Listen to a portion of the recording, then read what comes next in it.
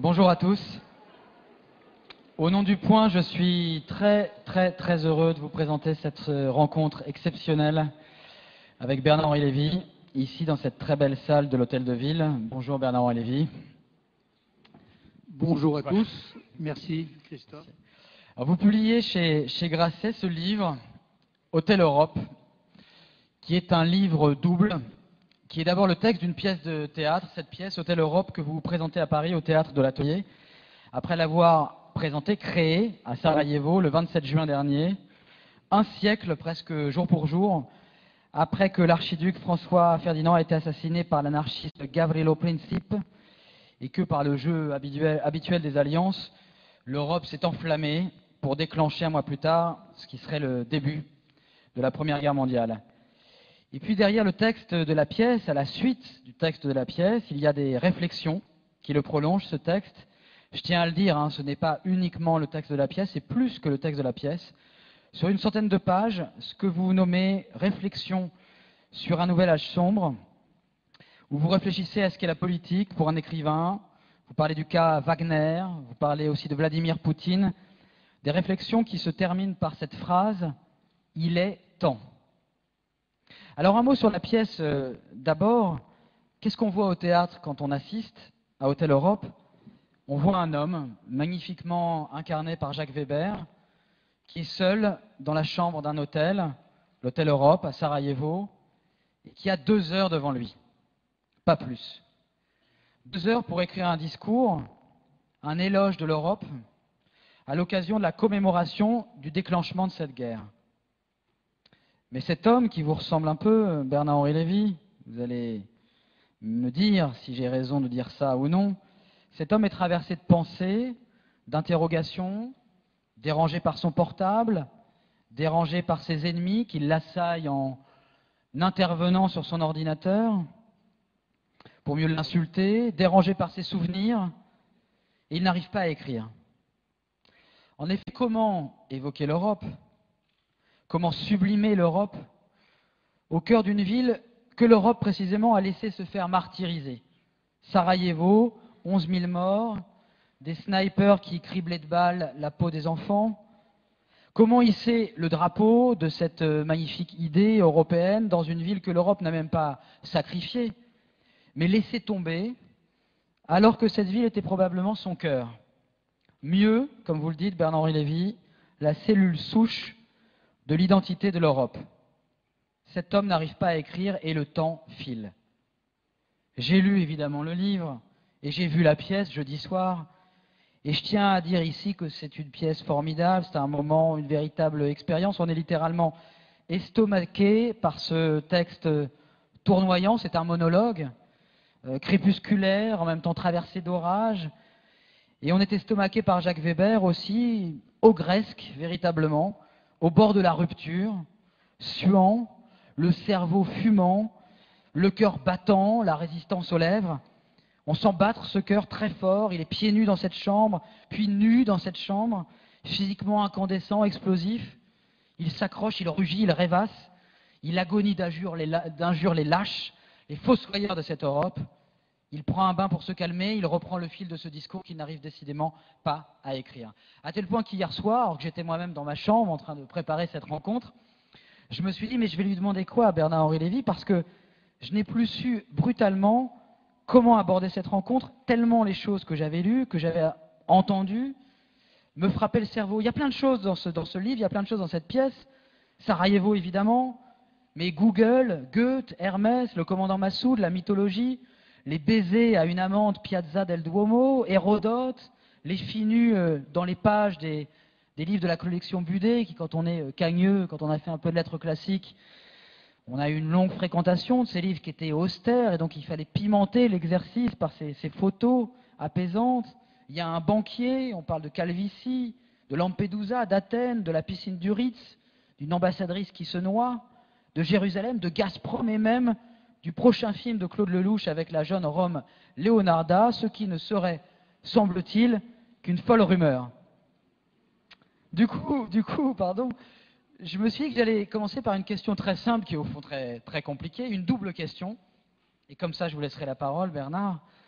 Dans Hôtel Europe, si l'on devait retenir une seule idée, au fond, une idée qui hante le texte, c'est cette idée suivante: la Bosnie, c'était l'Europe. Aujourd'hui, l'idée européenne se meurt.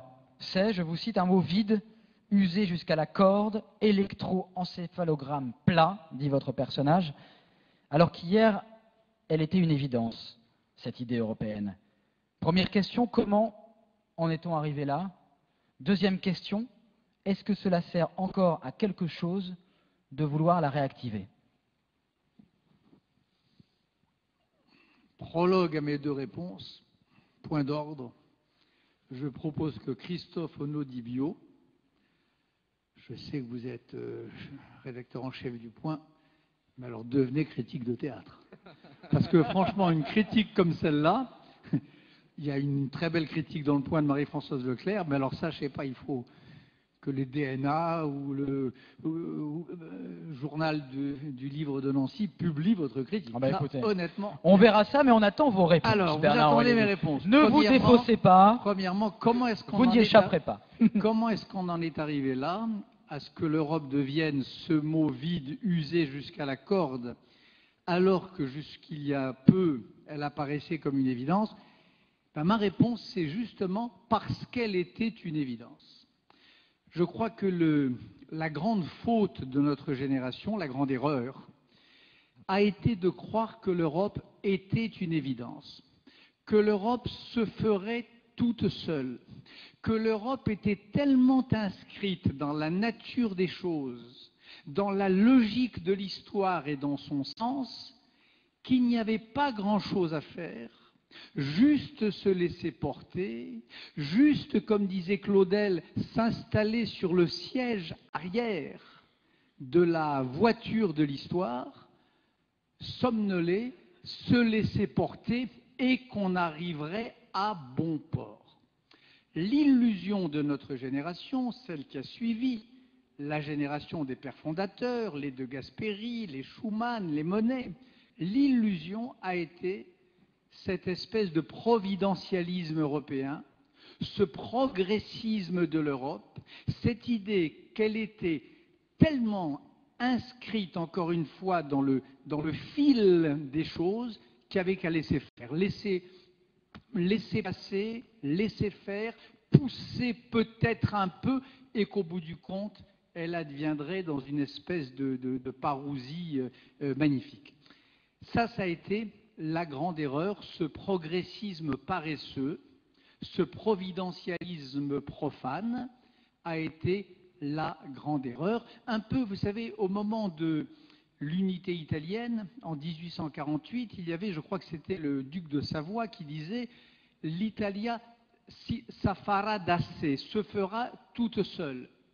Eh bien non, disaient les garibaldistes, non, disait Cavour, elle ne se fera pas d'assez. Il y faudra une volonté politique de faire, il y faudra des sacrifices coûteux, il y faudra l'imagination de grands hommes et d'hommes d'histoire, car rien ne se fait jamais tout seul. Pareil là, nous avons cru, nous tous, moi j'ai l'âge exact des enfants qui sont nés au moment où est né le rêve de l'Europe.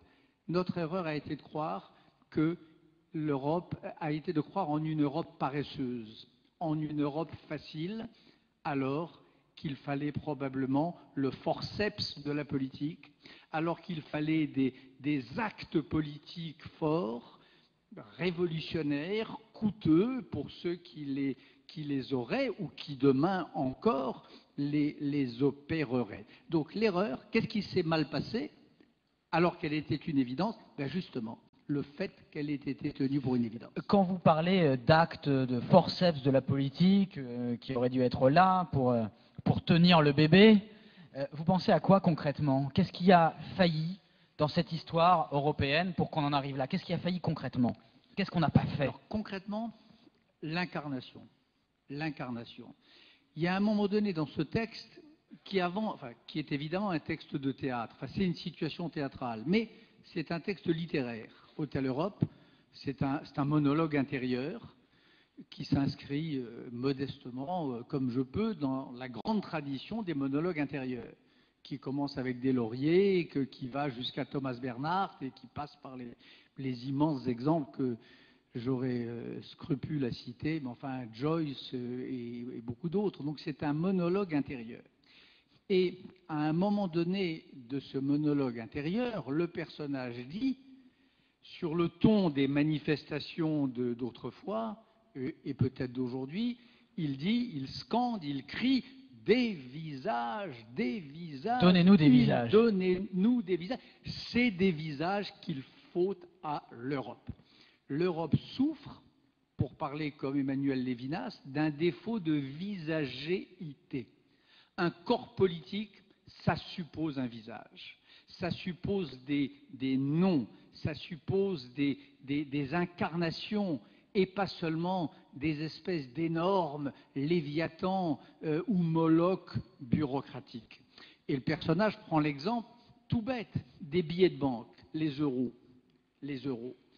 Et dans un des moments comme ça, une des poussées délirantes qui parsèment ce monologue intérieur, il dit « Quel est le débile, le mollusque mononeuronal qui a conçu ces billets de banque absurdes, sans visage et sans paysage, juste des ponts qui ne mènent nulle part. La victoire, dit-il, les ponts qui ne mènent nulle part, donc les chemins qui ne mènent nulle part, juste la victoire, dit-il, définitive de Heidegger, l'anti-européen, ou plus exactement le tenant de la mauvaise Europe, l'Europe volkisch, l'Europe raciale, raciste, contre le génial et admirable Husserl, le tenant de l'Europe fraternelle et universaliste. Donc, qu'est-ce qui a manqué ? C'est vrai, sur les billets de banque, je vous mets au défi.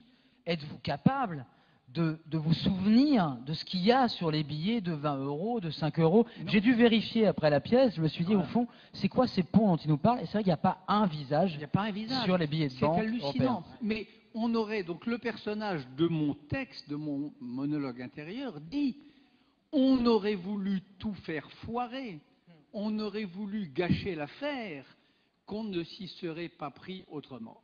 Un corps politique, ça suppose des corps, ça suppose des visages. Donc ça aurait suffi, Bernard-Henri Lévy, finalement, Non. des beaux billets de banque avec Non. Goethe, avec Diderot, avec Schumann, l'affaire était réglée. Bien sûr que non, bien sûr que non. C'est un exemple que nous pouvons tous toucher du doigt en prenant le billet de 10 euros qu'on a dans la poche. Mais évidemment, de cet exemple procèdent des tas de choses. Je crois qu'en effet, faire l'Europe, ça veut dire par exemple un vrai président de l'Europe, élu au suffrage universel, pas comme au terme d'une combinaison entre nations et entre États partenaires et concurrents. Donc, par exemple, cette élection, ça suppose une défense commune. Moi, je suis accablé lorsque je vois comment, face aux grands défis géopolitiques du moment, que ce soit l'État islamique, par exemple, ou que ce soit l'Ukraine. Et on va creuser la question. Oui, c'est-à-dire ces Européens par excellence, que sont les jeunes Ukrainiens, dont certains sont morts en serrant entre leurs bras notre drapeau de l'Europe. La réponse faible, pour ne pas dire inexistante, de l'Europe. Donc, quand je dis des visages, ça veut dire une défense commune, ça veut dire une politique commune, ça veut dire au fond inventer vraiment, mais de toutes pièces. C'est une immense révolution, cet objet politique de type nouveau qui n'a jamais existé nulle part. Il n'y a pas quelque chose que l'on pourrait répliquer qui serait le corps politique européen. Le seul qui l'a un peu anticipé, c'est un très grand écrivain, comme d'habitude, Dante Alighieri, dans un livre beaucoup moins connu que la Divine Comédie, qui est son grand livre politique, qui s'appelle De Monarchia. Le De Monarchia, sur la monarchie, à l'époque des rivalités entre les Guelfes et les Gibelins. Il imagine cette Europe, au point, l'Europe même que nous sommes amenés aujourd'hui à regretter ou à désirer. Et il la définit comme ça, comme une chimère, comme une licorne, comme un objet politique non identifié, comme un empire de type nouveau, dit-il. Il appelle ça un empire de type nouveau qui n'a de forme dans aucun manuel, qui n'a de visage dans aucun bestiaire et qui n'a d'existence répertoriée nulle part. Donc le défi auquel nous sommes confrontés, mais qui est un défi évidemment extrêmement risqué, parce que c'est comme dans la vie. Quand on sait ce qu'on quitte sans très bien savoir ce qu'on va trouver, je comprends qu'il y ait de l'anxiété et de l'effroi. N'empêche, je pense, c'est la thèse en tout cas de ce livre, pas seulement du monologue, mais des réflexions sur un âge sombre. Je pense que si l'on veut sortir de cet âge sombre où nous sommes, il n'y a probablement pas d'autre solution que de faire ce pari, c'est-à-dire ce saut en avant vers la construction de cet objet politique de type nouveau, cette bête sans espèce que serait la nation européenne. Oui, vous parliez de Dante, c'est vrai qu'on parle toujours, il faut noter que c'est aussi l'auteur de l'enfer, mais qu'il a aussi écrit le purgatoire et le paradis. Donc il faut peut-être tendre vers là. Mais si je repose ma question autrement, c'était la deuxième partie. Aujourd'hui, c'est vrai que moi, quand j'étais petit aussi, l'idée d'Europe paraissait aller de soi. Puis aujourd'hui, on voit que l'Europe, les gens même se demandent, soit ça fait peur, et on dit Bruxelles, comme si c'était ce monstre dont vous parliez, et non pas la licorne de Démonarchia, mais un monstre terrible qui voudrait le malheur des habitants de l'Europe. À quoi ça sert encore de vouloir réactiver? Finalement, pourquoi est-ce qu'on a besoin d'Europe? La question est toute bête, mais il faut faire passer ce message-là. Pourquoi est-ce qu'on a besoin d'Europe? Pourquoi est-ce que ça ne serait pas mieux finalement sans Europe? Certains voudraient nous le faire croire.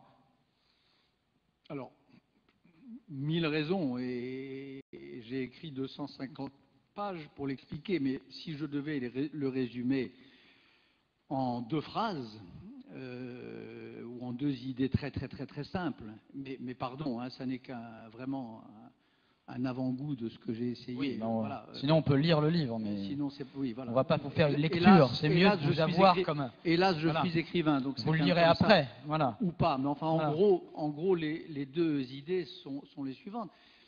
La première, c'est que il y en a 3. Pourquoi est-ce qu'il vaut mieux l'Europe que pas l'Europe?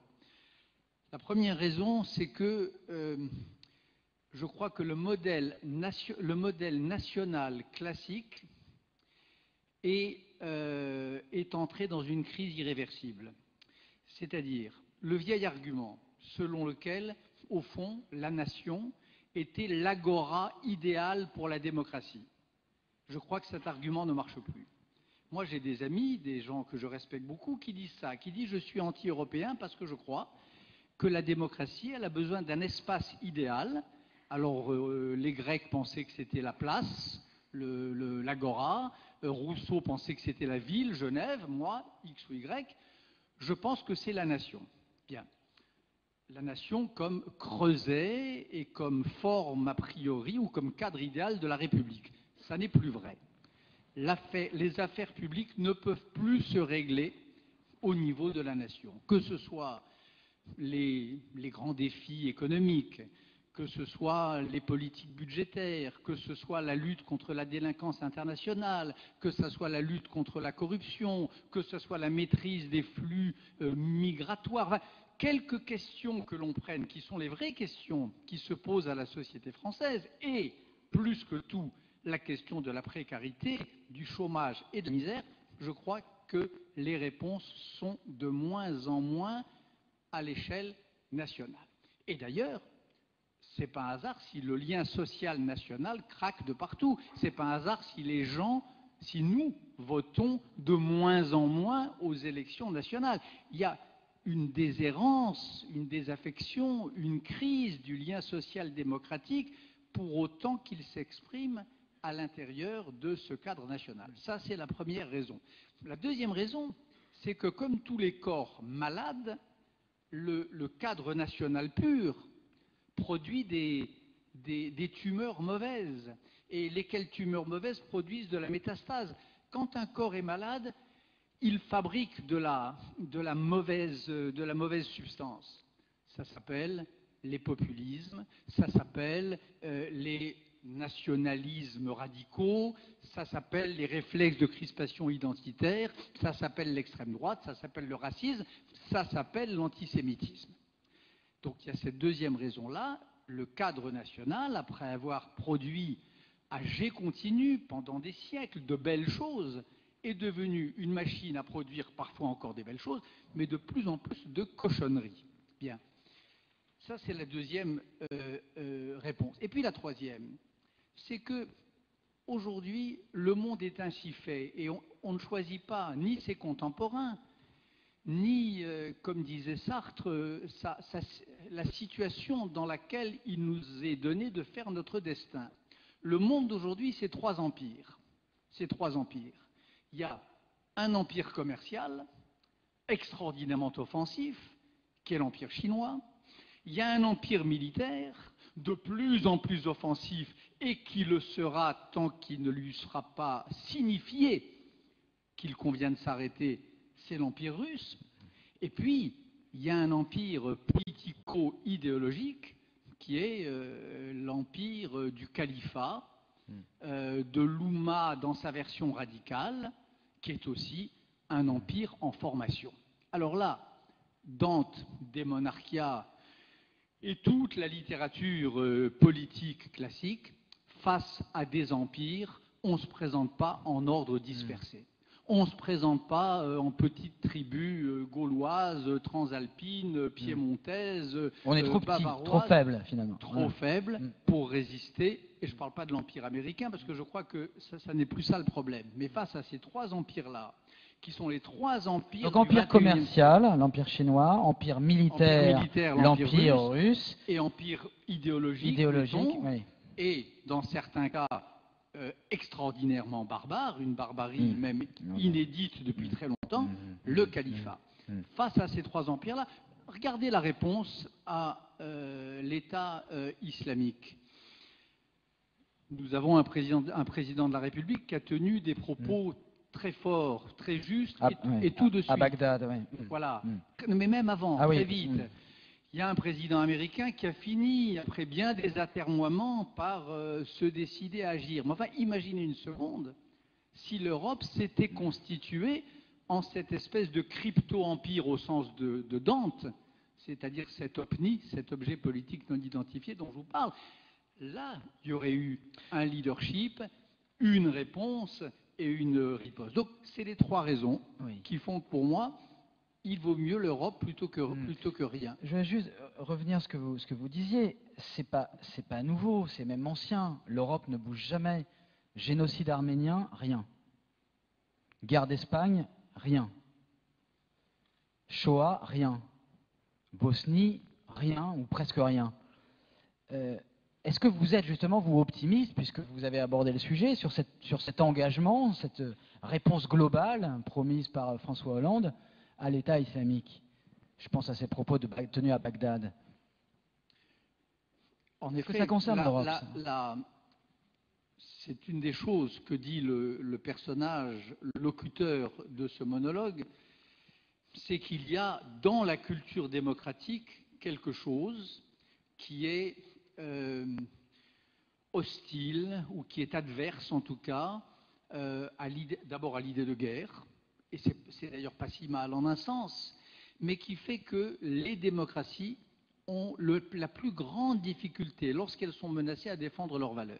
Il y a tous les exemples que vous avez cités, sans parler de la chute, de la tombée du rideau de fer, sans compter, les plus anciens d'entre nous le savent, de ces véritables drames qu'ont été l'écrasement dans le sang des révoltes dans les pays de l'Est de 56 à 68. L'Europe ne bouge jamais lorsque on fait attentat à ses valeurs. Et pour des raisons très profondes. Il y a un grand débat, au moment de la guerre d'Espagne d'ailleurs, entre Léon Blum, qui annonce, comme vous savez, la non-intervention en larmes, discours célèbre, où il pleure en annonçant que la France ne livrera pas d'armes aux républicains espagnols.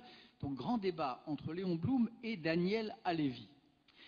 Sur cette question-là, où Léon Blum explique, Léon Blum le Normalien, l'auteur d'un très brillant essai sur le mariage, l'auteur de très beaux textes sur Proust, vrai intellectuel, il prend le problème à la racine et il explique les raisons théoriques profondes qui font que les démocraties ne savent pas se défendre. Et que quand elles sont menacées par la barbarie, elles peuvent pas répondre, elles n'ont pas les outils qu'il faut.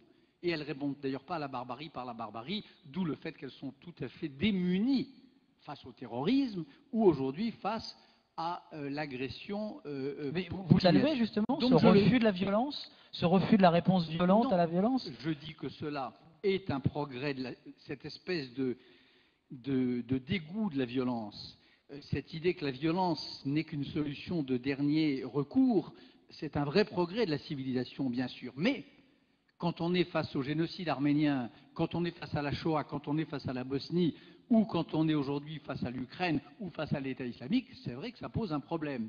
Donc, grandeur de la civilisation démocratique et de son refus de la violence facile, et en même temps, drame, bien sûr, lorsqu'elle est confrontée à des défis extrêmes. Donc, c'est une règle, c'est une loi. N'empêche, je crois qu'aujourd'hui, on verra bien, mais on parlait de la Bosnie, l'Europe a tout de même fini par bouger, et la France d'ailleurs. C'était le président Chirac, c'est lui qui a entraîné les États-Unis. La Libye, c'est la France, le président Sarkozy, qui a fini par bouger alors que la communauté internationale ne voulait rien faire, et ainsi de suite. Donc il y a tout de même des moments où, sous l'empire d'une volonté singulière, il faut un homme. Le livre se termine, le livre, pas le monologue, les considérations sur un nouvel Achon, se termine par un chapitre auquel je tiens beaucoup, qui s'appelle « Le salut par les grands hommes ».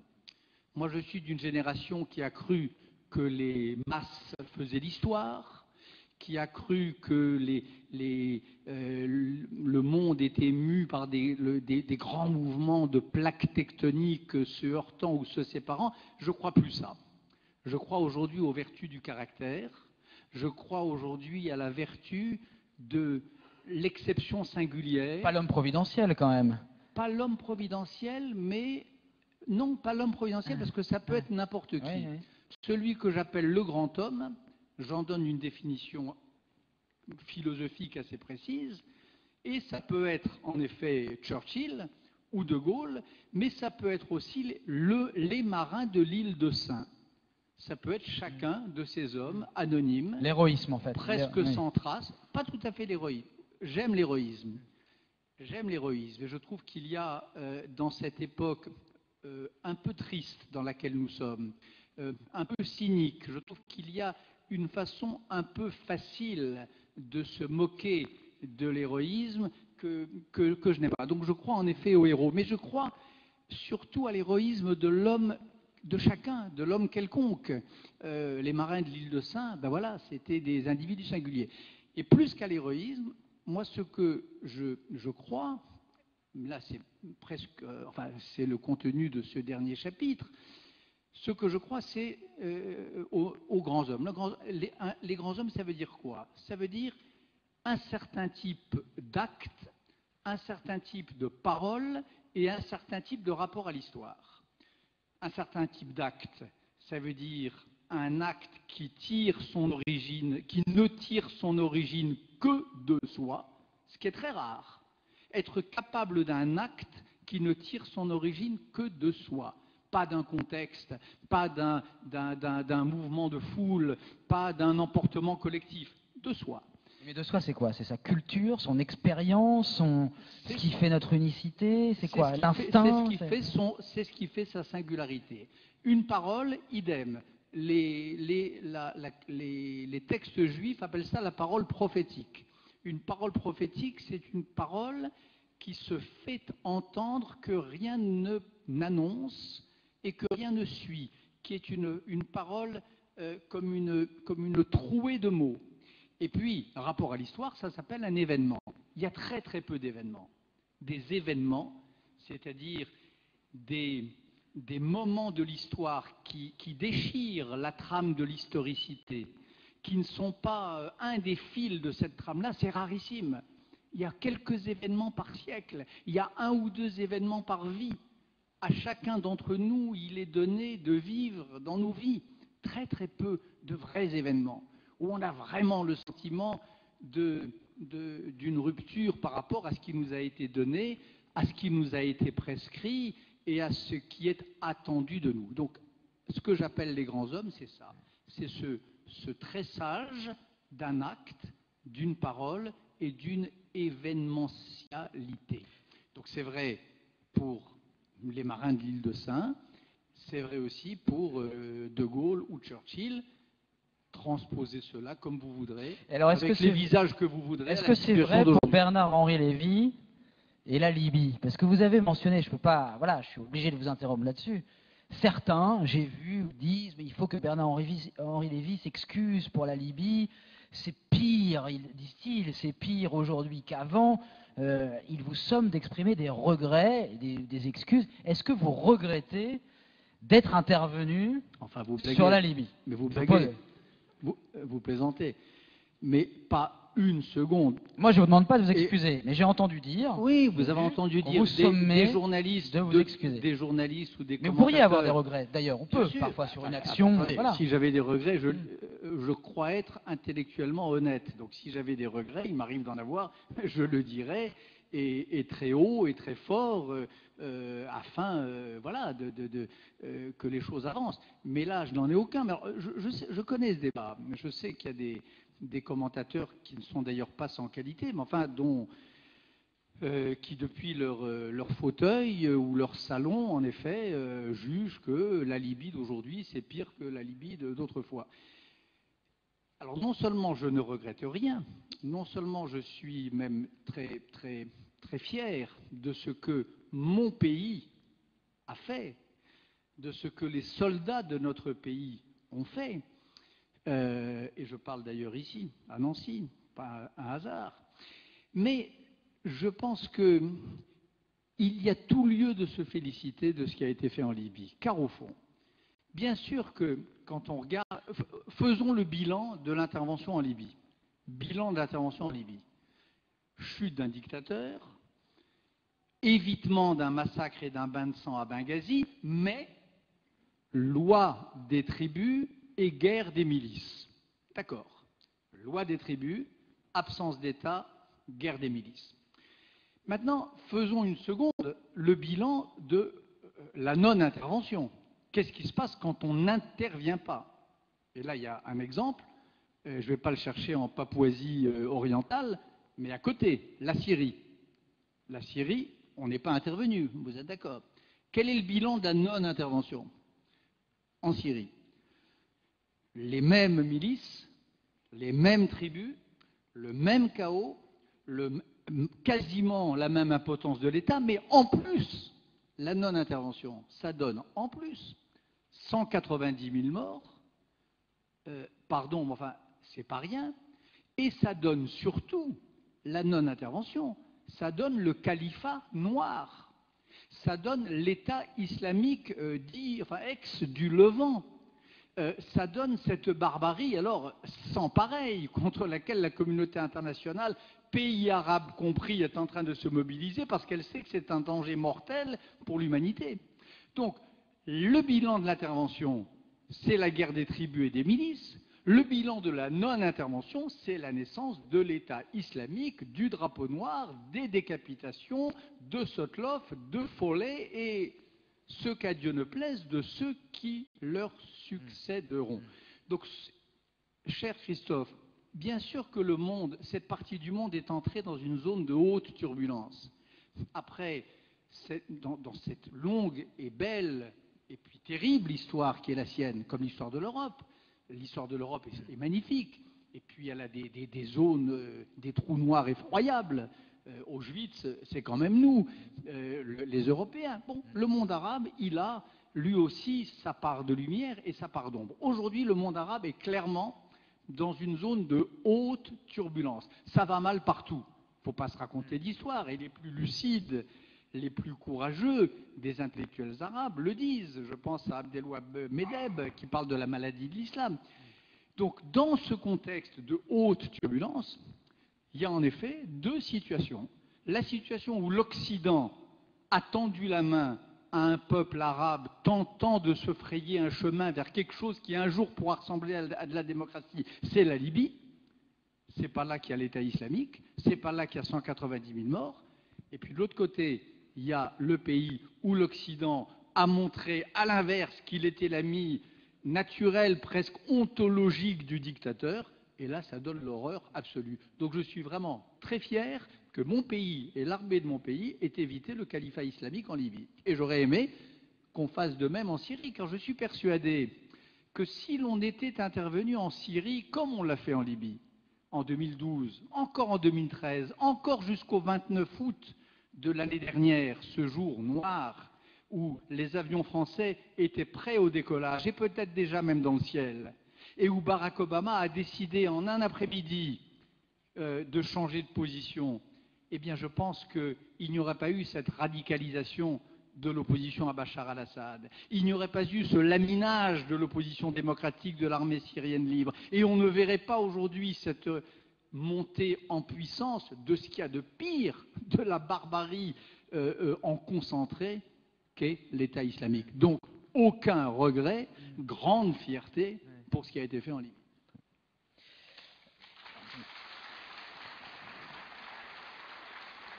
Si on vient aux raisons, c'était bien de faire cette précision, ce petit détour, qui n'en est pas un d'ailleurs. Si on vient à cette idée d'Europe, est-ce que tout cela, quand même, ce désintérêt qu'on a envers l'Europe, cet électroencéphalogramme plat, pour reprendre vos mots, est-ce que ce n'est pas aussi un problème de désir? Vous allez comprendre pourquoi je parle de désir. C'est qu'on ne désire plus assez l'Europe, alors même que le mythe européen, et vous le rappelez dans votre livre, est basé sur le désir. Europe, c'est une femme, c'est une princesse orientale qui est enlevée par un dieu viril déguisé en taureau. Donc on est quand même dans le désir au départ. Pourquoi tout ça foire, pour reprendre les mots du personnage d'Hôtel Europe? En effet, c'est exactement ça. C'est Christophe Onodibio vient de vous résumer ce mythe grec de la naissance d'Europe, oui, avec ce scénario.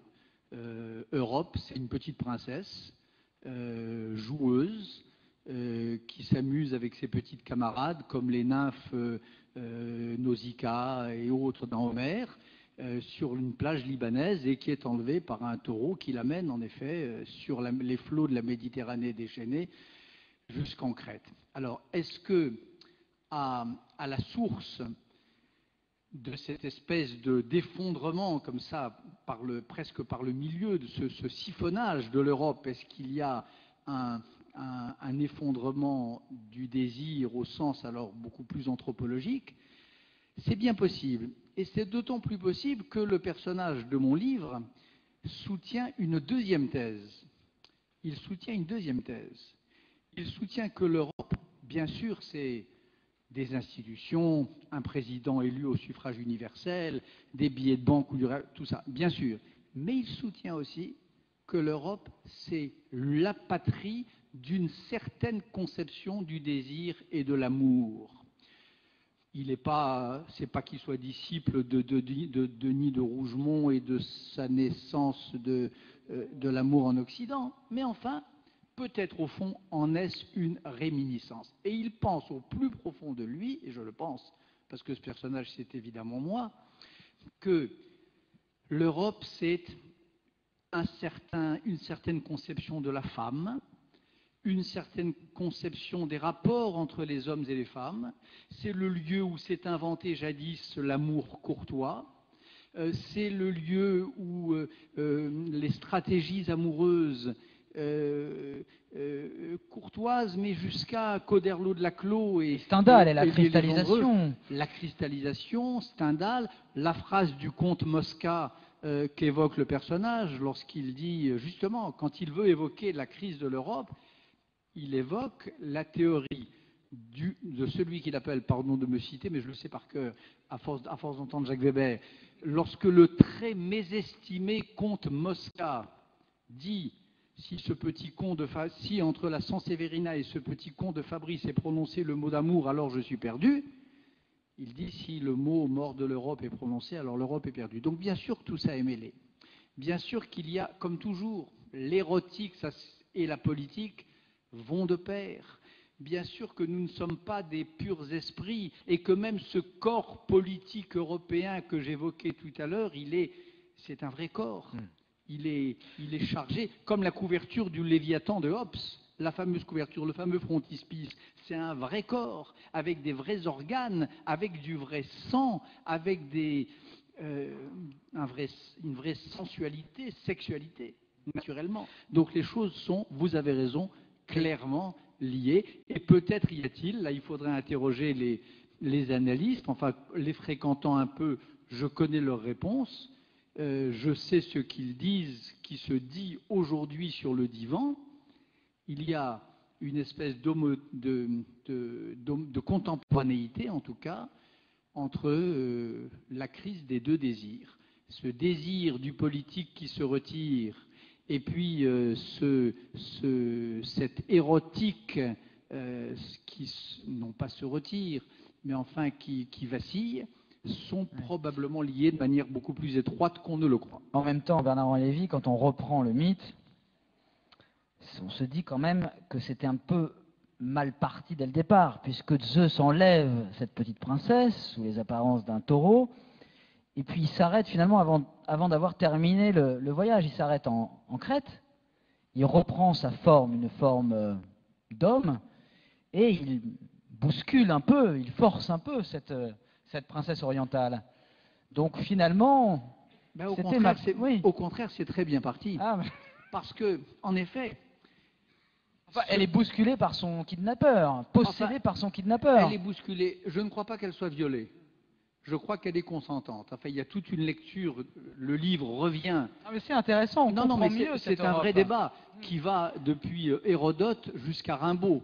Il y a toute une bibliothèque sur les rapports. Les peintres et tout. Oui, ne parlons pas des peintres, bien sûr, mais enfin, jusqu'à Rimbaud, il y a une théorie. Elle est un peu comme ça, Europe, d'ailleurs. Vous parliez des joueuses, c'est un peu sur ce beau. Oui, elle ressemble, elle est un peu le sosie, voilà, exactement. Le personnage central, exactement, qui est, je dois dire, assez magnifique. Voilà.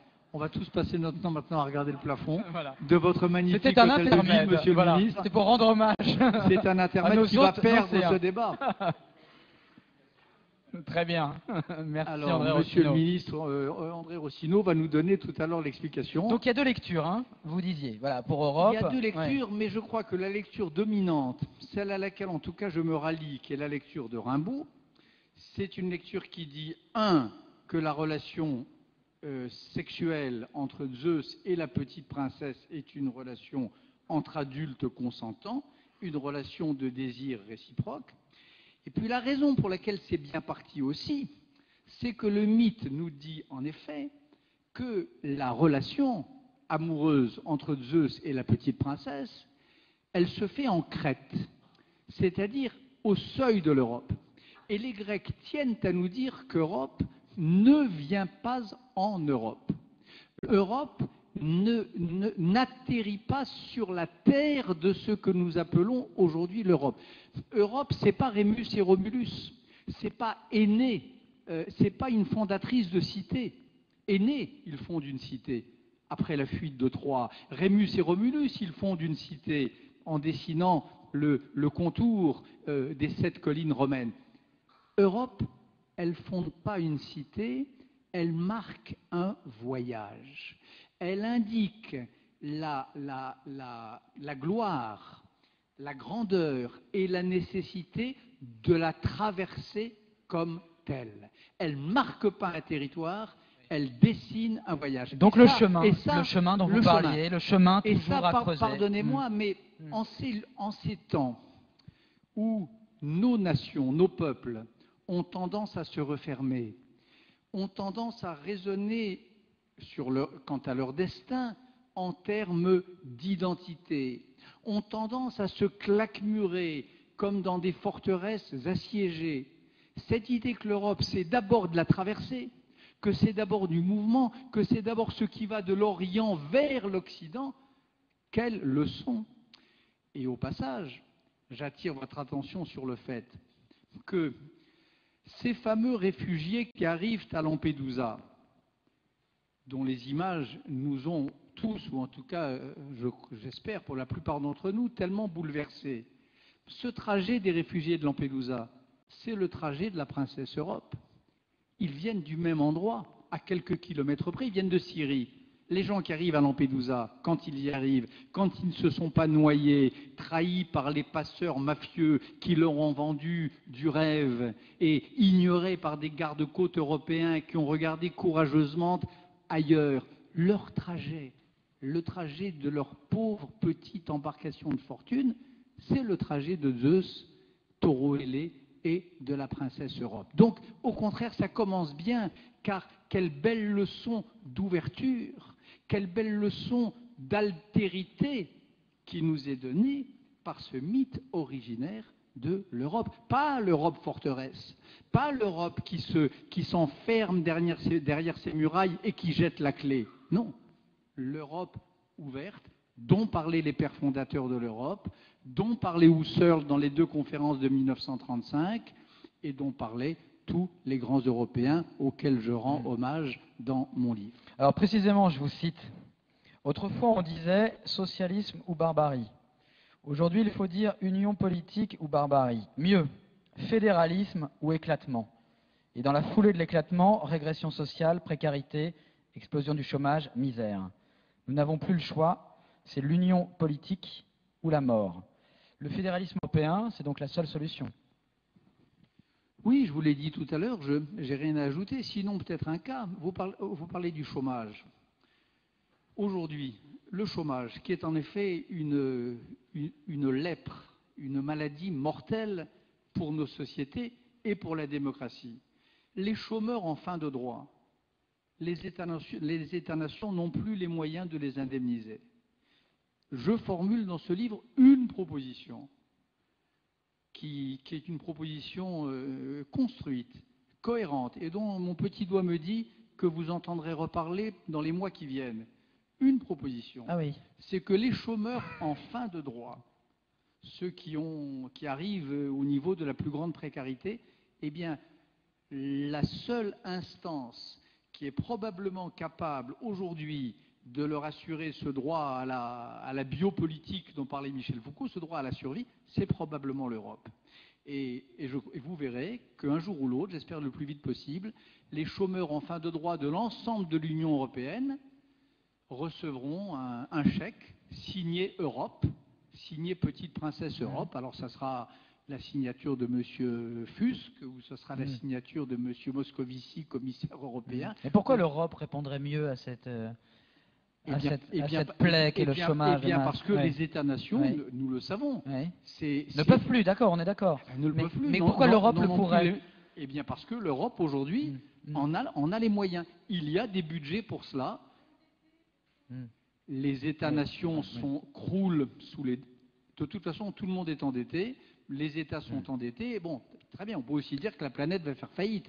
Moi, je crois qu'il y a une urgence absolue qui est d'inventer des formes de gouvernementalité qui garantissent à chacun, y compris aux plus faibles et aux plus démunis d'entre nous, le minimum de ressources. Les nations n'en ont plus les moyens. Vous verrez, vous avez entendu les derniers débats aux 2 dernières présidentielles, vous verrez la prochaine, il n'y a pas de solution en France. Comme il n'y en a pas en Italie, comme il n'y en a dans aucun pays. Il y a des solutions, il y a des budgets, mais je vous dis, je ne veux pas vous en dire davantage, vous verrez. Je vous donne rendez-vous avant la fin 2015.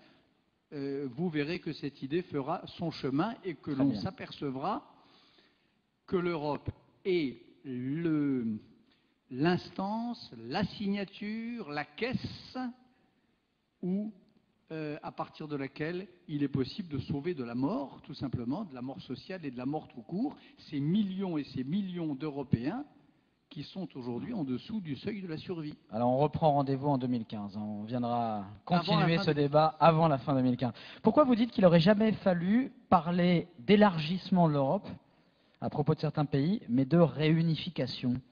Vous dites qu'on a fait une erreur monumentale de langage. Oui, c'est une erreur sémantique, mais comme souvent, la sémantique c'est de la politique et c'est de l'éthique. La sémantique, c'est jamais de la sémantique. Les mots sont plus que les mots. Dire à un Pragois, dire à un Budapestois, qu'on va s'élargir pour lui faire une petite place, c'est insultant et grotesque. Ça veut dire en clair qu'on va lui donner un strapontin dans un corps politique qui a déjà sa forme et sa structure, alors que lui, il pense, à juste titre, qu'il est le ou un des cœurs battants de l'Europe. Lisez István Bibo, lisez Milan Kundera, lisez Georgi Conrad, lisez Danilo Kiš, lisez toute cette grande... La Mitteleuropa. Stefan Zweig, pardon. La Mitteleuropa. La Mitteleuropa l'a bien nommé. Dire qu'on va s'élargir jusqu'à elle alors qu'elle est le milieu même de l'Europe, alors qu'elle est sa glande pinéale, comme disaient les Gassendi et Descartes, c'est-à-dire l'endroit où se noue le corps et l'âme, c'est ça Prague. Du temps où il y avait une Europe, du temps où l'Europe était vivante, c'est-à-dire avant la Seconde Guerre mondiale, il y a eu un moment où l'Europe a été, pas politiquement, mais où il y a eu une culture européenne extraordinairement vivante. Oui. Existentiellement, culturellement, spirituellement, le cœur de l'Europe était là. Donc dire, moi je me rappelle, le président François Mitterrand m'avait donné une petite mission en 1980, après le 9 novembre 89, c'est-à-dire la chute du mur de Berlin. J'étais allé passer 6 mois dans toutes ces capitales de l'Europe centrale et orientale captives et libérées. Budapest, Prague, Sofia, Berlin-Est, je ne sais plus, la Roumanie, enfin bref, l'ensemble des capitales de l'ancien bloc traité de Varsovie. Ce qui m'avait j'avais rapporté de cela un texte qui avait été publié dans la règle du jeu à l'époque, qui s'appelait « Dans les fourgons de la liberté ». Donc d'abord, c'était évidemment extrêmement émouvant de voir cela, ces pays comme ça qui s'ébrouaient et qui sortaient de cette longue et terrible dictature. Mais ce qui m'avait frappé, c'était pas « nous voulons entrer en Europe » qu'on entendait sur le pont Saint-Charles ou sur la place Venceslas. C'était « nous voulons rentrer en Europe ». Nous voulons rentrer en Europe. L'Europe est notre patrie. Nous en avons été arbitrairement séparés. C'est un acte de violence presque c'est une amputation chirurgicale. Un retour au berceau. Et c'est un retour au bercail dont ils étaient les nurses.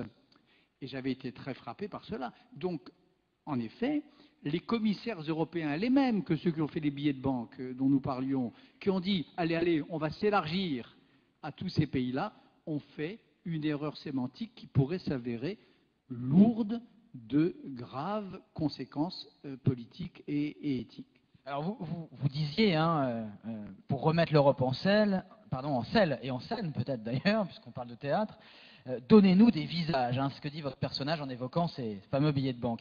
Alors il y en a des visages qui surgissent de la bouche de votre personnage, et c'est un des moments les plus vibrants du texte. Jacques Weber explose quand il dit ça. Il compose son gouvernement idéal. Et les membres de ce gouvernement, ils sont pris parmi les grands personnages de l'histoire européenne. Il y a des écrivains, beaucoup d'écrivains d'ailleurs, notamment Diderot, que vous, allons-y, faisons le raccourci, mettez à l'éducation nationale, non nationale, avec mandat d'interdire Wikipédia dans les écoles et de mettre en ligne l'encyclopédie. C'est vrai que c'est un texte et c'est une pièce qui questionne aussi la dimension numérique de nos vies. En fait, le personnage, à chaque fois qu'il veut faire son discours, il est dérangé. La seule chose continue, c'est l'interruption. Il est dérangé par des messages, des SMS, des fausses rumeurs du net, ce qu'on appelle des hoax. Et Wikipédia, moi, évidemment, je me pose la question.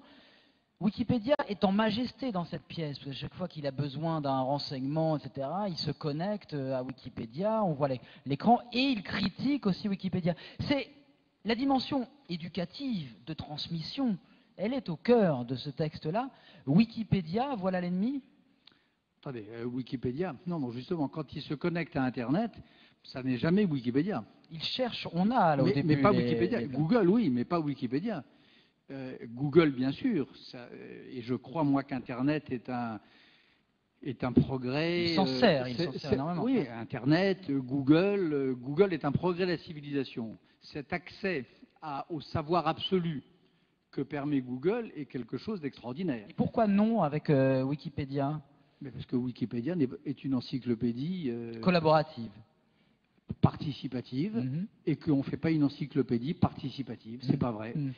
On ne fait pas une encyclopédie sérieuse avec des collaborations disparates, non coordonnées, de gens qui ont, une fois sur deux, des comptes à régler avec le sujet qu'ils mentionnent.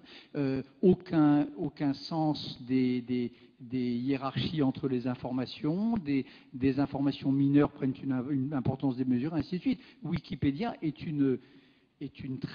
un très mauvais coup porté au savoir et à la transmission. Alors ça, je pourrais vous en parler pendant des heures. Je connais bien l'histoire de la naissance de Wikipédia, comment elle a été formée, y compris politiquement d'ailleurs. Il y a tout un arrière-fond qui est assez douteux. Mais en tout cas, aujourd'hui, le résultat, quand on connaît un peu un sujet, moi, il y a 2-3 petites bricoles sur lesquelles je suis un peu plus renseigné que d'autres, Wikipédia peut être, parfois c'est bien sûr, mais peut être très souvent, et malheureusement, c'est pas marqué, ça peut être un désastre. Donc, j'ai des enfants, j'ai même des petits-enfants, je suis vigilant, atterré, oui. Lorsque je les vois prendre comme source d'information Wikipédia, et lorsque le personnage de mon texte, de mon roman, de mon monologue, de ma pièce, peu importe, lorsqu'il rêve d'un Byron qui aurait réécrit, à un moment donné, dans ces effets de flux de conscience, de monologue intérieur, comme ça, vaguement joycien, il dit, mais au fond, ce qu'il faudrait, c'est faire de Europe un personnage aussi beau et aussi mythologique que Icare, Oedipe ou le Minotaure. Europée, ça fait partie des mythes grecs. Pourquoi est-ce qu'elle n'est pas au niveau de stardom, de starité, que le Minotaure, le trio, Icare. Enfin, Icare, il est tombé, donc en même temps, Icare, la leçon d'Icare. Il est tombé, oui, c'est une belle leçon. Mais quelle gloire! Oui, c'est vrai. Le Minotaure est méchant, mais quelle célébrité! Et Édipe, c'est la source de tous les malheurs de l'humanité, mais là encore, quelle omniprésence! Donc il rêve d'une Europe qui aurait acquis le même poids, la même importance que ces trois-là. Et il rêve du plus grand écrivain, de celui qui est pour lui l'un des plus grands écrivains de l'humanité moderne, qui est Byron. Et il rêve de Byron à Missolonghi, dans son brick, quelques jours avant de mourir, entouré de ses courtisans, en train d'écrire un grand poème épique sur cette princesse Europe et sur son rapport à la Grèce. Bien. Et il dit, mon personnage, il dit, saurait que si Byron, tout ça est une fiction bien sûr, Byron n'a jamais envisagé d'écrire une suite de Childe Harold ou de Caïn qui s'appellerait La Princesse Europe, mais ça fait partie de ma fiction. Et il dit, c'est quand même autre chose, on n'en serait pas là.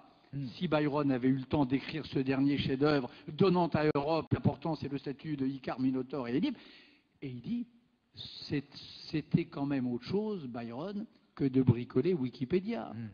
C'était quand même autre chose, l'encyclopédie de Diderot, que cette espèce d'encyclopédie participative à la noix qu'on nous vend comme la forme moderne du savoir absolu. Et là aussi, sans être vieux con et tout ça, mais quelle régression, quel retour en arrière. Donc c'est vrai, je plaide, j'aimerais que quelqu'un, une fondation régionale, d'État, peu importe, mette en ligne l'encyclopédie de Diderot, vieille comme elle est, avec ces 2 siècles. Je vous jure que sur bien des sujets, on aurait de grandes surprises et que ça aurait une autre allure que Wikipédia. Donc Diderot est à l'éducation non nationale, vous mettez les Pussy Riots, les dissidentes punk embastillés par Poutine, vous les mettez aux droits des femmes, Salman Rushdie à la laïcité, Goethe aux beaux-arts, Camus à la jeunesse et au sport, vous confiez un ministère des cultes à Voltaire avec mission de régler une fois pour toutes cette affaire de burqa, je vous cite,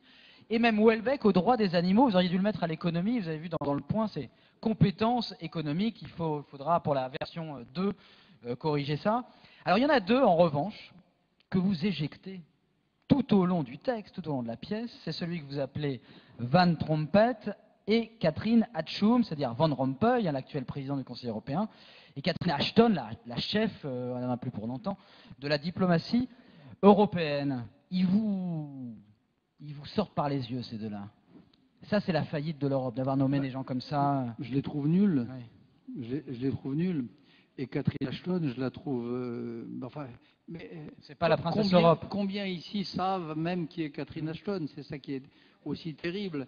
Donc Catherine Ashton, c'est elle qui nous représente tous dans le monde. Sur les grandes questions de politique internationale, quand nous nous exprimons, nous citoyens, ceux d'entre nous qui s'estiment citoyens européens, c'est Catherine Ashton qui parle en notre nom. Moi, sur tous les sujets qui m'ont importé, qui me semblent essentiels, sur lesquels il faudrait des positions nuancées, elle a toujours pris des positions tranchées qui allaient dans le mauvais sens. Voilà, que ce soit sur la Libye, sur la Syrie, des positions pusillanimes, sur le Proche-Orient, sur Israël et la question palestinienne. Elle a pris des positions très unilatérales, très partisanes, qui ne me semblent pas aller dans le sens de la paix et qui me semblent au contraire de nature à enflammer et jeter la torche, jeter le feu dans les esprits plutôt que l'inverse. Donc je crois que voilà un des exemples de ce que je dis, de cette machine à rendement décroissant, de cette machine à produire du rien ou du déchet, ce qui est presque pire, qui est devenue la commission bruxelloise. Et quand Weber dit qu'il faut une révolution, qu'il n'y a qu'un recours, c'est le retour du courage et de ce que j'appelle la véhémente chimie des rêves, c'est à ça que je pense. Vivement la véhémente chimie des rêves, plutôt que cette espèce de réelle politique minable dont les gens dont vous venez de parler sont les personnages. Alors il y a un autre visage qui surgit sur l'écran de l'ordinateur de votre personnage, c'est celui de Vladimir Poutine, que votre personnage compare directement à Hitler. Est-ce qu'il n'exagère pas un petit peu quand même? Il ne le compare pas directement à Hitler et je dis même l'inverse. Je dis que je dis que Hitler est l'incomparable même, que la Shoah est un crime d'une singularité absolue. Je suis d'ailleurs, c'est pas si fréquent. Je donne dans ce livre, je crois, les deux raisons précises pour lesquelles la Shoah ne peut pas se comparer à un autre crime. Il y a deux raisons très précises. C'est pas le nombre des morts, c'est pas la méthode. Il y a deux raisons presque techniques d'une extrême précision qui font la singularité de la Shoah. Et ces deux raisons, je les explique. En revanche, à un moment donné où le personnage devient fou, où il perd la tête, parce que le personnage de ce roman, de ce monologue, passe par tous les états de conscience possibles, y compris la folie. Dans une de ses poussées délirantes, il parle de Poutine comme le chancelier Hitler. Il l'appelle le chancelier Poutine. Et il imagine la Hongrie renonçant à entrer dans la zone euro et entrant dans la zone rouble. Et il y voit, en effet, les mots ne sont pas dits, mais comme une espèce de petite anchouse monétaire. Voilà. Alors, ce que je crois en effet, c'est qu'on sous-estime beaucoup, et là, il y a un long chapitre dans le livre qui suit le texte littéraire, sur Poutine, on sous-estime le danger Poutine, ça je le crois. On le prend pour un joueur d'échecs de bonne qualité, ce qui est insultant pour les échecs, et ce qui est en plus faux, parce qu'il joue très mal aux échecs. Et on sous-estime l'idéologie très forte, très articulée, très solide qui est derrière le racisme politique et qui est le de racisme. M. Douguin. Alors il y a dans ce chapitre, il y a 20 pages. C'est ce qui suit en fait le texte de la pièce, c'est Réflexion sur un nouvel âge sombre. Donc j'ai un peu bossé, j'ai lu, j'ai fait traduire du russe les textes fondateurs du poutinisme. C'est quoi le poutinisme? Le vrai poutinisme. Le vrai poutinisme, c'est des tas de choses, bien sûr, mais il y a notamment un penseur qui s'appelle Alexandre Douguin, dont on a très peu entendu parler en France, qui est préfacé, dont les livres sont préfacés en France par un type que vous connaissez, lui en revanche, hélas, qui s'appelle Alain Soral. Douguin. C'est le théoricien de l'Eurasie. Le théoricien de Poutine, son maître à penser, l'homme dont la plupart des observateurs disent qu'il a pris en otage le cerveau de Poutine, comme les néoconservateurs avaient pris en otage celui de Bush. s'appelle Monsieur Douguine. Ce Monsieur Douguine, c'est un philosophe, une espèce de drôle de type, un mélange de panslavisme, de philosophie russe traditionnelle, de philosophie occidentale, disciple du cercle des linguistes du cercle de Prague, le prince Troubetskoy et Roman Jakobson. Et il est donc en France présenté, préfacé, ses livres, ils sont trouvables sur Amazon, préfacés par Alain Soral, son copain français, son petit correspondant, comme on disait autrefois quand on faisait des échanges avec les familles en Angleterre, on avait des correspondants. Le correspondant de Poutine-Douguine en France, c'est Soral. Bien. Donc ce Douguine, il a fait 15 livres, je n'ai pas lu les 15, enfin j'en ai lu quelques-uns, ceux qui sont disponibles en français, en tout cas, et un peu les autres. Douguine, c'est une vraie philosophie, c'est une philosophie fondée sur une géopolitique, d'abord, et la géopolitique et la philosophie sont souvent parentes, d'ailleurs. C'est un peu la même chose. On a la philosophie de sa géopolitique ou la géopolitique de sa philosophie. Et cette philosophie, c'est une philosophie de la force, c'est une philosophie de la revirilisation des sociétés, c'est une philosophie de la terre et des morts, pas des grands hommes, des actes et des paroles prophétiques, c'est-à-dire exactement le contraire. C'est une philosophie profondément raciste et c'est une philosophie profondément anti-européenne. C'est-à-dire que le cheval de bataille du penseur de Poutine, mais là encore, bon, lisez... mais ils vont le faire, ils vont le faire. Ou voler, ou aller ou pirater sur Internet, je m'en fous, le chapitre. Ah non, l'éditeur est là. L'éditeur est là, zut. Ouais. Le chapitre, bon, je détaille cette philosophie poutinienne que, à ma grande stupeur, aucun décideur politique européen ne semble avoir mesuré, dont aucun des oui, cette idée de l'Eurasie, vous n'en parlez pas. Oui, mais voilà. L'Eurasie, ça veut dire un ensemble de pays. Géopolitique aussi. C'est une géopolitique. Mais l'Eurasie poutinienne, elle repose sur un socle de pensée, sur un socle de concept, et c'est celui-là que je détaille dans le chapitre qui s'appelle « Ainsi parlait Poutine ».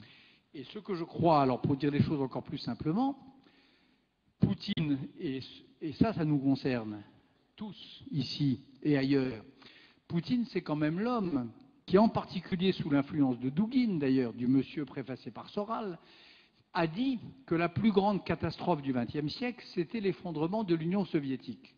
Vous connaissez cette phrase, je suppose. La plus grande catastrophe du XXe siècle, c'est-à-dire du siècle qui a connu le génocide arménien, la guerre d'Espagne, le goulag, la Shoah, il y a beaucoup plus grave que tout ça pour Poutine, c'est le démantèlement de l'Union soviétique. Pour Poutine, c'est ça, la catastrophe du XXe siècle. Il a un but, c'est de revenir en arrière, de reconstituer cette Union soviétique et surtout de faire payer les responsables, de faire payer les coupables, c'est-à-dire en particulier les Européens, avec quelques cibles privilégiées, dont les malheureux Polonais et les pauvres Baltes, dont je crois pouvoir vous dire qu'ils les ont aujourd'hui à zéro.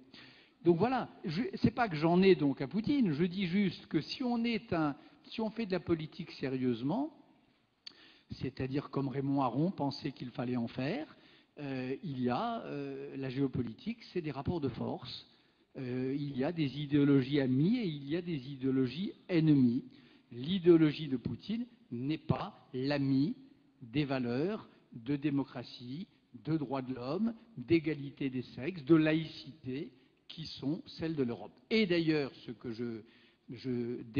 je démontre aussi, et là aussi j'ai fait un travail, enfin j'ai essayé de faire un petit travail de documentation qui m'a pris un peu de temps, ce que je démontre également, c'est que ce que je mets à jour en tout cas, c'est les liens très étroits qui unissent la Russie d'aujourd'hui, la grande Russie, moi que j'admire infiniment, moi je suis un philo-russe, j'admire la Russie de Solzhenitsyn, de Pouchkine et de Dostoïevski évidemment, mais aujourd'hui la Russie de Solzhenitsyn, la Russie de Sakharov et la Russie des mères de soldats russes. Mais ce qui est important, c'est le lien entre la Russie politique d'aujourd'hui et toute la nébuleuse de l'extrême droite européenne, que ce soit le Front National, que ce soit leurs équivalents en Bulgarie, en Hongrie, en Pologne ou ailleurs. Il y a une sorte d'internationale poutinienne qui prend appui dans chacun de nos pays sur ce petit cheval de Troie que sont les partis les plus extrémistes. Exemple précis, enfin je ne vais pas vous assommer sous les exemples, mais un exemple, par exemple, au moment de la conquête, de l'annexion de la Crimée, le Kremlin organise un référendum. Et comme il a bien intégré les règles de la gouvernance mondiale moderne, il dit ce référendum, il faut qu'il soit validé par la communauté internationale, donc je convoque des observateurs. Et il fait venir 560 observateurs en Crimée pour regarder les urnes. Les 560, pas 559, les 560 sont des responsables du Front National, des responsables du parti Ataka bulgare, des responsables de l'ancien Vlaams-Blok flamand, dont j'ai maintenant oublié le nouveau nom, et ainsi de suite. Donc voilà, il y a une espèce d'international sombre qui, moi, en tout cas, n'est pas mon ami, qui n'est pas l'ami de l'Europe que je veux léguer à mes enfants et qui n'est pas l'ami de l'Europe que je veux léguer à mes petits-enfants. Donc c'est la raison pour laquelle il ne s'agit pas évidemment de faire de tel ou tel un nouveau Hitler ou n'importe, mais il est question de défendre notre civilisation et de défendre nos valeurs. Vous parliez de vos enfants et de vos petits-enfants. Au cœur de votre pièce, il y a la question de l'engagement, la question de l'intellectuel engagé.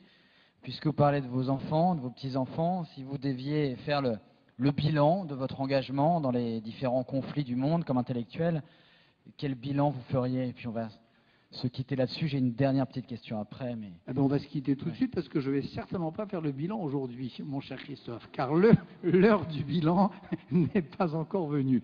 Il y a encore, j'espère, beaucoup de temps. Deuxième rendez-vous pour que ça voilà. soit encore mieux et pour que les engagements dont vous parlez trouvent leur pleine vérité. Donc on va attendre pour les bilans. Très bien. Dernière question alors. Je suis un vieux juif superstitieux, moi, donc il ne faut pas me faire jouer avec ça. Il y a un moment donné, les rôles personnages, il y a un moment donné où il perd complètement pied et où il se dit ce discours, je ne vais pas le faire, je vais me tirer, je vais partir. Je vais trouver une porte dérobée. D'ailleurs, on ne sait pas s'il l'a fait, ce discours. Oui, s'il l'a fait. Il dit il y a des circonstances où le courage, c'est de fuir, une porte dérobée, prendre le premier avion venu pour n'importe quelle capitale européenne, à ciao, bonsoir, comme PPD au Guignol. Dans les Guignols, oui. Et alors, il se dit il va falloir trouver une excuse. Alors, il cherche les excuses les unes après les autres. Alors, première excuse, il dit dire que je suis malade, oh là là, trop superstitieux pour jouer avec ça. Comme il est paranoïaque, il dit mes ennemis, le bruit va se répandre, mes ennemis vont croire que je suis fini. Après, il dit ma femme, un enfant, etc. Bouh là là, ne jamais jouer avec ça, encore pire. Et puis après, il trouve une autre solution qui est un petit ressort dramatique. Alors donc, ne jamais jouer avec les événements dramatiques, voilà. Et avec les bilans. Avec les bilans. Bernard Lévy, dernière question immédiate, je voudrais avoir votre point de vue là-dessus. Qassem Soleimani, qui est le commandant des troupes d'élite iraniennes, Al-Quds, est en Irak, l'ennemi historique. Il se bat aux côtés des forces irakiennes, et donc, de fait, peut-on dire, il collabore avec les États-Unis contre l'État islamique. Iran, États-Unis, finalement, contre l'État islamique. Est-ce que c'est une bonne nouvelle, cet Iran qui rentre dans le jeu de façon officieuse, petit à petit? La vraie bonne nouvelle, ce sera le jour où, étant entré dans le jeu de manière officieuse, il y entrera de manière officielle, c'est-à-dire lorsqu'il renoncera à obtenir l'arme atomique, lorsqu'il renoncera à l'idéologie criminelle qui est celle des gardiens de la Révolution et des passes d'Aran, et lorsque... Vous en voulez toujours plus? Non. Mais c'est pas que j'en veux, c'est pas que... Non, est-ce que c'est une bonne nouvelle ou est-ce que c'est plutôt inquiétant? On parlait de géopolitique. C'est ni inquiétant ni une bonne nouvelle. Nous sommes, je vous parlais tout à l'heure de cette zone de haute turbulence qu'est cette région. Et on parlait des empires. Il y a trois autres empires, il y a trois grandes civilisations qui jouent le grand jeu, comme on disait autrefois du temps de l'Afghanistan. Il y a la vieille civilisation ottomane, il y a la vieille et grande civilisation ottomane, la vieille et grande civilisation arabe, la vieille et grande civilisation perse.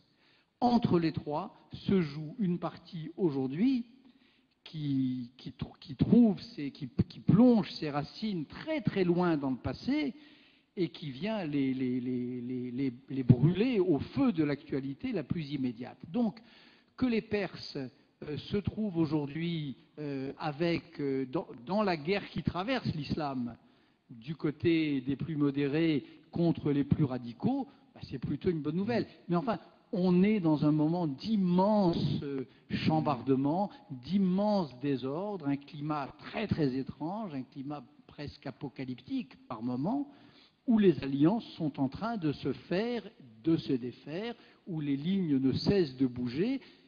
On verra.